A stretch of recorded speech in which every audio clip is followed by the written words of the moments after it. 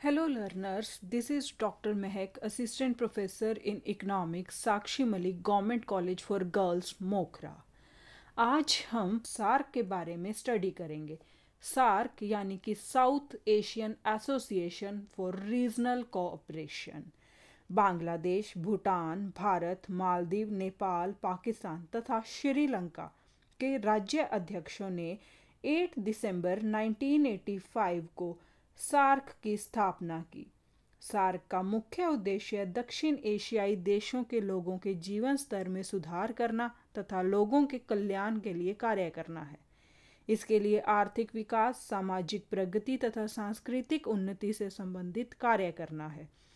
SAARC में 8 सदस्य देश हैं व इसके सभी कार्यों का उद्देश्य इन सदस्य देशों में सहयोग के द्वारा पूरे क्षेत्र में विकास को बढ़ाना है। अफगानिस्तान ने अप्रैल 2007 में सार्क का सदस्यता चुनी थी। सार्क के अंतर्गत शामिल क्षेत्र इस प्रकार हैं: कृषि तथा ग्रामीण विकास, स्वास्थ्य तथा जनसंख्या, महिलाएं, युवा वर्ग तथा बच्चे, वातावरण तथा वन संपत्ति, विज्ञान तथा टेक्नोलॉजी, यातायात और मानवीय संसाधन विकास। जिस देश में सार्क का शिखर सम्मेलन हो उस देश की सरकार का मुख्य सार्क का अध्यक्ष माना जाता है। सार्क का उद्देश्य यानी कि origin of SAARC and different summit conferences of SAARC. दक्षिण एशियाई देशों में क्षेत्रीय सहयोग का विचार मई 1980 में शुरू हुआ। अप्रैल 1981 में पहली बार 7 देशों के विदेश सचिवों की कोलंबो यानी कि श्रीलंका में बैठक हुई। दक्षिण एशिया के इन 7 देशों के प्रयास 1985 में सफल हुए जब दिसंबर 1985 में सार्क की स्थापना हुई। इसका उद्देश्य दक्षिण एशिया के देशों भारत, पाकिस्तान, बांग्लादेश, श्रीलंका, नेपाल, भूटान, मालदीव अब अफगानिस्तान के बीच आर्थिक सहयोग को बढ़ाना है। सार्क के सदस्य देशों का पहला शिखर सम्मेलन बांग्लादेश में ढाका में हुआ था। सार्क का सचिवालय काठमांडू, नेपाल में है। सार्क सचिवालय अपने सदस्य देशों की क्रियाओं को समन्वित व निर्देशित करता है। सार्क सचिवालय के अध्यक्ष को सेक्रेटरी जनरल कहा जाता है।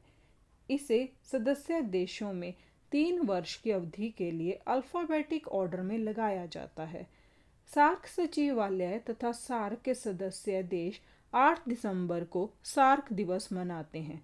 भारत सार्क के सदस्य देशों में से क्षेत्र के आधार पर तथा जनसंख्या के आधार पर सबसे बड़ा देश है। भारत औद्योगिक व तकनीकी रूप से भी सार्क के सभी देशों में से उन्नत देश है। भारत सार्क के कार्यक्रमों को लागू करने में मुख्य भूमिका निभाता है तथा आगे भी इसका योगदान प्रमुख रहेगा। अब हम बात करेंगे सार्क यानी दक्षेश के शिखर सम्मेलन। प्रथम शिखर सम्मेलन जो कि 1985 में हुआ था। सार्क का प्रथम शिखर सम्मेलन दिसंबर 1985 में बांग्लादेश की राजधानी ढाका में हुआ। इस सम्मेलन में सभी सदस्यों में पारस्परिक सहयोग के लिए अपनी वचनबद्धता पर सहमति प्रकट की। इसी सम्मेलन में South Asian Association for Regional Cooperation SAARC की स्थापना करने की औपचारिक रूप से घोषणा की गई। सदस्य राज्यों में शासन अध्यक्षों ने आपसी सहयोग, मित्रता और आपसी व्यापार बढ़ाने व शांति व्यवस्था रखने का संकल्प लिया। यह भी आशा प्रकट की गई कि दक्षेश दुनिया के दूसरे विकासशील देशों के सामने आपसी सहयोग का उदाहरण पेश करेगा। उसके बाद दूसरा शिखर सम्मेलन 1986। सार्क के सदस्य शासन अध्यक्षों का दूसरा शिखर सम्मेलन बेंगलोर, भारत में नवंबर 1986 में हुआ। इसमें निर्णय लिया गया कि दक्षेश का सचिवालय काठमांडू, नेपाल में स्थापित किया जाए। इस सम्मेलन में अन्य निम्न महत्वपूर्ण निर्णय लिए गए। पहला, दक्षिण एशिया क्षेत्र में आतंकवाद को रोकने के लिए पारस्परिक सहयोग में से व्यापक कदम उठाए जाएं। दूसरा, दक्षिणी एशिया प्रसारण कार्यक्रम शुरू किया जाए जिसमें दूरदर्शन तथा रेडियो के कार्यक्रम सम्मिलित किए जाएं। तीसरा, दक्षेश के अंतर्गत डॉक्यूमेंटेशन सेंटर स्थापित किए जाएं। और चौथा, दक्षेश देशों में विद्वानों, साहित्यकारों तथा वैज्ञानिकों का आदान प्रदान किया जाए। दक्षेश का तीसरा शिखर सम्मेलन 1987 में काठमांडू में हुआ। इसमें 3 ऐतिहासिक निर्णय लिए गए। आतंकवाद को समाप्त करने का समझौता हुआ। इस समझौते के अंतर्गत सदस्य देशों ने यह वचन दिया कि वे अन्य किसी भी सदस्य देश में चल रही आतंकवादी गतिविधियों को न उकसाएंगे, न ही सहायता देंगे। दक्षिणी एशिया खाद्य सुरक्षा भंडार की स्थापना का निर्णय लिया गया। इसके अंतर्गत सदस्य देशों में वैज्ञानिक ढंग से अनाज सुरक्षित रखने का निश्चय किया गया और कमी वाले देश को अनाज उपलब्ध कराने की व्यवस्था स्वीकार की गई। तीसरा निर्णय, सार्क क्षेत्र के पर्यावरण की रक्षा के उपाय करने के लिए पर्यावरण संबंधी अध्ययन करना है।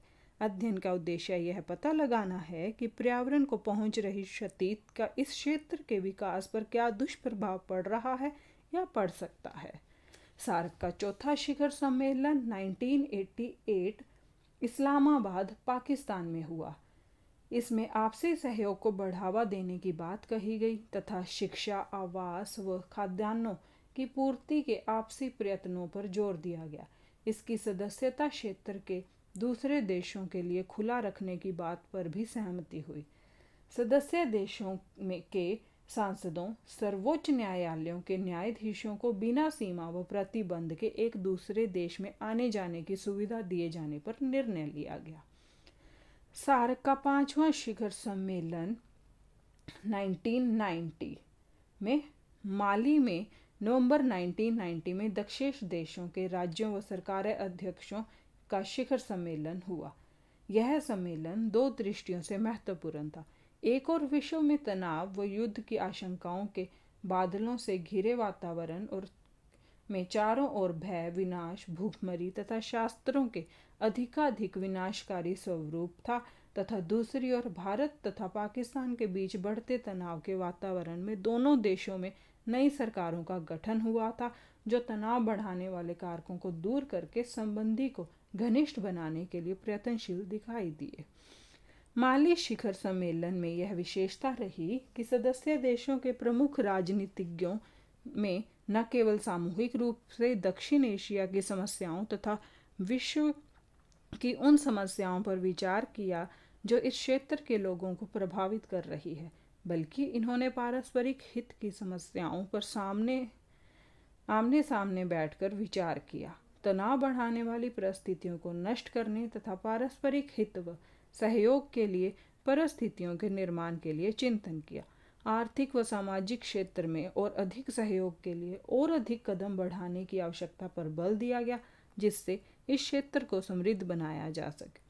राजनीतिक क्षेत्र में सदस्य देश इस बात पर सहमत थे कि आपसी समस्याओं को शांतिपूर्ण उपायों से पारस्परिक वार्ता के माध्यम से सुलझाया जाए। 21 दिसंबर 1991 को दक्षेश का 6वां शिखर सम्मेलन कोलंबो में हुआ। दक्षेश के 7 देश क्षेत्र में व्यापार को उदार बनाने पर सहमत हो गए। 7 सदस्य देशों ने निशस्त्रीकरण की सामान्य प्रवृत्तियों का स्वागत किया। इसके साथ ही घोषणा पत्र में मानव अधिकारों की रक्षा की बात पर बल दिया गया। कोलंबो घोषणा में एशिया समेत दुनिया के विभिन्न भागों में लोकतांत्रिक ढंग से चुनी हुई लोकप्रिय सरकारों की स्थापना की प्रवृत्ति का स्वागत किया गया। प्राथमिक शिक्षा के विस्तार पर जोर दिया गया। क्षेत्र में बढ़ते आतंकवाद पर गहरी चिंता व्यक्त की गई। सार्क का 7वां शिखर सम्मेलन 1993। सार्क का 7वां शिखर सम्मेलन 10 अप्रैल 1993 को बांग्लादेश की राजधानी ढाका में संपन्न हुई। इससे पूर्व यह सम्मेलन 2 बार स्थगित किया गया। बांग्लादेश के प्रधानमंत्री बेगम खालिदा जिया ने सार्क का अध्यक्ष चुने जाने के बाद कार्यवाही का संचालन किया। सार्क के 7 सदस्य देशों के शासन अध्यक्षों ने समारोह को संबोधित किया। सार्क राष्ट्रों के 7 नेताओं ने दक्षिण एशिया में आर्थिक सहयोग के नए युग का आह्वान किया। इन नेताओं ने 7 राष्ट्रों के बीच एक महाबाजार का निर्माण करने व दक्षिण एशिया के स्वतंत्र व्यक्तित्व पर बल दिया। शिखर सम्मेलनों में सार्क नेताओं ने विश्व अर्थव्यवस्था में असमानता पर चिंता व्यक्त की है और उत्तर दक्षिण के बीच वार्ता पर बल दिया है। उन्होंने मांग की है कि अंतर्राष्ट्रीय व्यापार तथा अर्थव्यवस्था में विकसित देशों को समानता के आधार पर भाग लेना चाहिए। शिखर सम्मेलनों की एक अन्य उपलब्धि आतंकवाद को रोकना व समाप्त करने के लिए समान कदम उठाने पर सहमत होना था, क्योंकि आतंकवाद ने इस क्षेत्र के सभी देशों को संकटग्रस्त बनाया हुआ था। 8वां शिखर सम्मेलन 1995। सार्क का 8वां शिखर सम्मेलन अप्रैल 1995 में भारत की राजधानी नई दिल्ली में हुआ। इसमें दिसंबर 1995 तक सार्क राष्ट्रों का महाबाजार स्थापित करने पर सहमति हुई। क्षेत्रीय सहयोग की दृष्टि से यह उपलब्धि अत्यंत महत्वपूर्ण है। दक्षेश देशों के नेताओं ने क्षेत्रीय सहयोग की भावना के विकास पर संतोष व्यक्त किया और इसे अधिक घनिष्ठ बनाने पर बल दिया। यह भी निर्णय हुआ कि दक्षेश अपने राज्य इस प्रकार बनाए कि इस क्षेत्र की जनता की आवश्यकताओं और आकांक्षाओं की पूर्ति कर सके।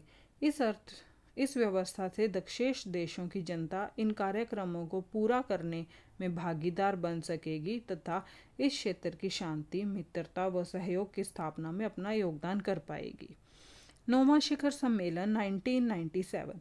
दक्षिण एशियाई क्षेत्रीय सहयोग संगठन सार्क का मालदीव्स में 12 मई 1997 को 9वां शिखर सम्मेलन हुआ।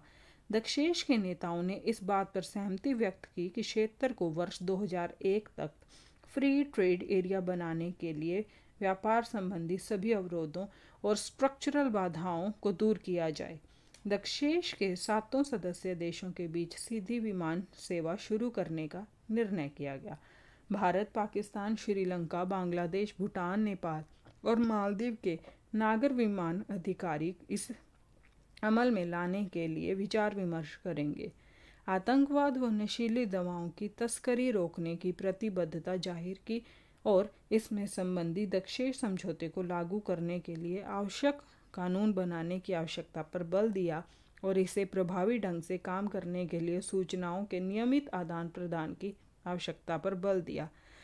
सदस्य देशों की विशिष्ट व्यक्तियों का एक 15 सदस्यीय समूह गठित करने पर सहमति हुई, जो क्षेत्र के सामूहिक भविष्य और कार्रवाई योजना के ब्लूप्रिंट तैयार करेंगे।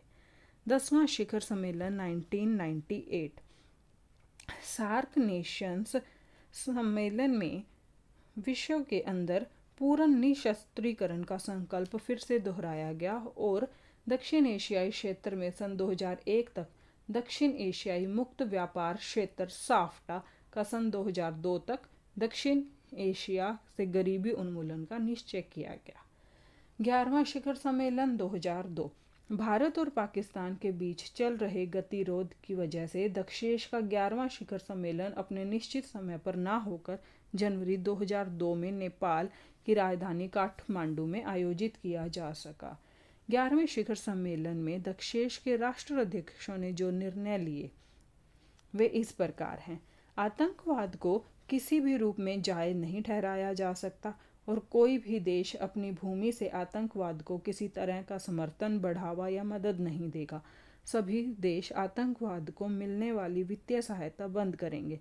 आर्थिक सहयोग के क्षेत्र में दक्षेश के शासन अध्यक्षों ने 2002 के अंत तक दक्षिण एशिया मुक्त व्यापार क्षेत्र बनाने के लिए दक्षेश संबंधी विदेश मंत्रियों को इस वर्ष के खत्म होने तक एक समझौते का प्रारूप तैयार करने की जिम्मेदारी सौंप दी। दक्षेश देशों ने इस क्षेत्र में 2015 तक सभी बच्चों को प्राथमिक शिक्षा दिलाने के लिए प्रभावी कार्य योजना बनाने और शिक्षा की गुणवत्ता में सुधार लाने के लिए निश्चय किया। दक्षेश शिखर सम्मेलन में गरीबी उन्मूलन, विभिन्न सामाजिक और सांस्कृतिक क्षेत्रों में सहयोग बढ़ाना भी तय किया गया। दक्षेश के इस 11वें शिखर सम्मेलन की समाप्ति पर जारी काठमांडू घोषणा काफी सख्त शब्दों में आतंकवाद का विरोध भारत और उसकी विदेश नीति को मिली एक महत्वपूर्ण सफलता है। 12वां शिखर सम्मेलन 2004। 12वां शिखर सम्मेलन भी भारत और पाकिस्तान के संबंधों में तनाव के कारण वर्ष 2003 में न होकर जनवरी 2004 इस्लामाबाद पाकिस्तान में संपन्न हुआ। सम्मेलन की 43 सूत्री घोषणा में दक्षिण एशिया को शांति और स्थिरता वाले क्षेत्र के रूप में देखा गया। इस घोषणा में मुख्य रूप से दक्षेश देशों में शांति स्थापित करने तथा पड़ोसी देशों के साथ अच्छे संबंध बनाने पर जोर दिया गया। साथ ही दक्षेश देशों के मध्य किसी विवाद को शांतिपूर्ण ढंग से सुलझाने का प्रस्ताव रखा गया। दक्षेश के सदस्य देशों ने मुक्त व्यापार समझौते पर हस्ताक्षर किए तथा आशा व्यक्त की कि इस समझौते से दक्षेश क्षेत्र का विकास संभव हो सकेगा। इसमें इस बात पर भी चर्चा की गई कि भारत और पाकिस्तान जैसे बड़े देश छोटे देशों की आर्थिक आवश्यकताओं की ध्यान रखेंगे। साथ ही विकास को बढ़ावा देने के लिए दक्षेश देश विश्व व्यापार संगठन में संगठित होकर अपनी समस्याओं को रखने तथा उनका निराकरण कराएंगे। इस सम्मेलन में दक्षेश देशों के अंदर व्याप्त गरीबी, बेरोजगारी तथा विभिन्न बीमारियों को समाप्त करने पर बल दिया गया।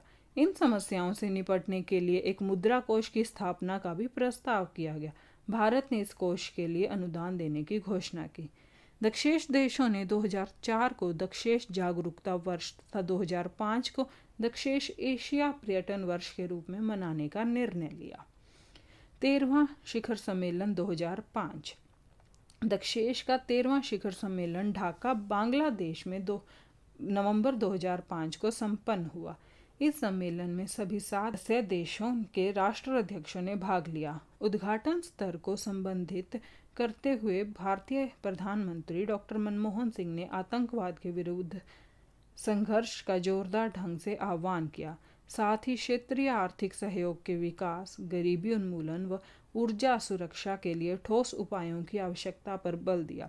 दक्षेश देशों के बीच दैनिक हवाई संपर्क, आपदा प्रबंधन के लिए क्षेत्रीय स्तर पर सुनियोजित तंत्र विकसित करने, दक्षिण एशिया विश्वविद्यालय व क्षेत्रीय खाद्य बैंक की स्थापना के लिए प्रस्ताव इसमें शामिल हैं। शिखर सम्मेलन में 3 महत्वपूर्ण समझौते पर हस्ताक्षर भी किए गए। इस समझौते में दोहरे कर आरोपण से बचाव, वीजा नियमों में उदारता तथा दक्षेश आर्बिट्रेशन काउंसिल के गठन से संबंधित है। इस शिखर सम्मेलन में अफगानिस्तान को संगठन का सदस्य बनाने तथा चीन व जापान को पर्यवेक्षक या डायलॉग पार्टनर का दर्जा देने के लिए सभी राष्ट्र देशों ने सहमति व्यक्त की। इस सम्मेलन में प्रथम दक्षेश पुरस्कार 2004 बांग्लादेश के दिवंगत पूर्व राष्ट्रपति जियाउर रहमान को प्रदान किया गया। 14वां शिखर सम्मेलन 2007।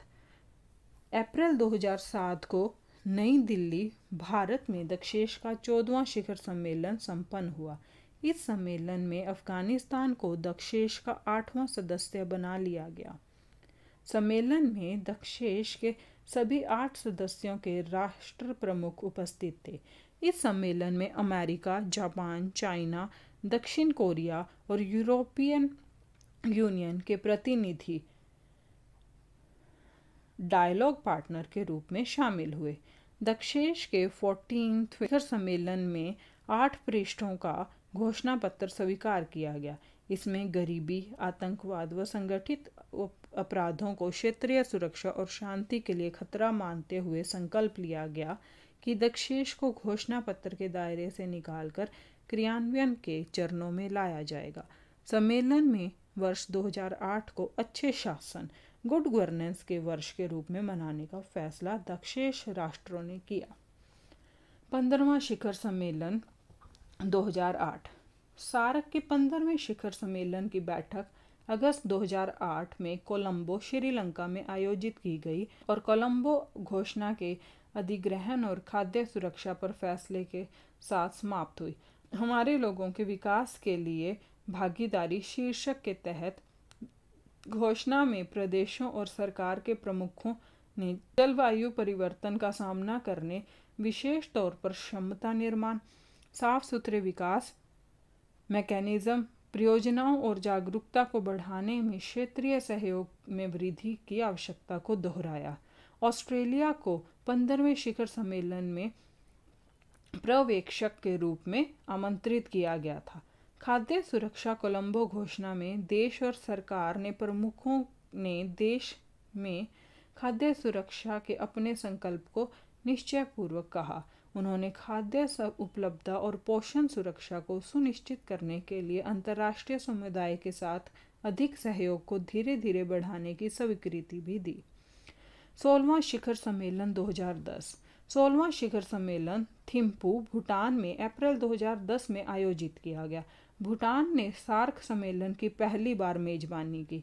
यह बांग्लादेश में 1985 में बनने वाले सार्क का राज्य जयंती समारोह था। हरित और खुशहाल दक्षिण एशिया की ओर विषय के साथ जलवायु परिवर्तन सम्मेलन का केंद्रीय मुद्दा था। जलवायु परिवर्तन से संबंधित थिम्पू सम्मेलन किया गया था। 70वां शिखर सम्मेलन नवंबर 2011 को मालदीव की आब्दू सिटी में आयोजित किया गया। इस बैठक में सदस्य देशों ने देश मंत्रियों ने निम्नलिखित 4 समझौते पर हस्ताक्षर किए। पहला, प्राकृतिक आपदाओं के लिए शीघ्र कार्यवाही सार्क समझौता। दूसरा, स्थायी निर्धारण की पहचान पर बहुआयामी समझौते पर सार्क समझौता। तीसरा, क्षेत्रीय मानकों के क्रियान्वयन पर सार्क समझौता और सार्क बीज बैंक समझौता। इसके साथ ही 70वें सार्क सम्मेलन में आदू घोषणा को भी स्वीकृत किया गया। 18वां शिखर सम्मेलन नवंबर 2014 को काठमांडू में नेपाल ने सार्क के 18वें सम्मेलन की मेजबानी की। सदस्य देशों ने माना कि उनके अस्तित्व के 30 वर्षों बाद सार्क के क्षेत्रीय सहयोग को पुनः बल प्रदान करने का समय है और दक्षिण एशिया के लोगों की विकासात्मक आशाएं पूरी करने के लिए सार्क को एक प्रभावी यंत्र के रूप में पुनर्जीवन प्रदान करना है। आपसी विश्वास, समझदारी, मित्रता, सहयोग और भागीदारी को प्रोत्साहित करके शांति और समृद्धि के लिए क्षेत्रीय एकता को गहरा करने के लिए निश्चय करना, ऐसा 18वां सार्क सम्मेलन घोषित किया गया। नेताओं ने मुक्त व्यापार क्षेत्र, कस्टम यूनियन, समान बाजार और समान आर्थिक और मौद्रिक यूनियन द्वारा एक चरणबद्ध और योजनाबद्ध तरीके से साउथ एशियन इकोनॉमिक यूनियन प्राप्त करने के समझौते को नवीकृत किया।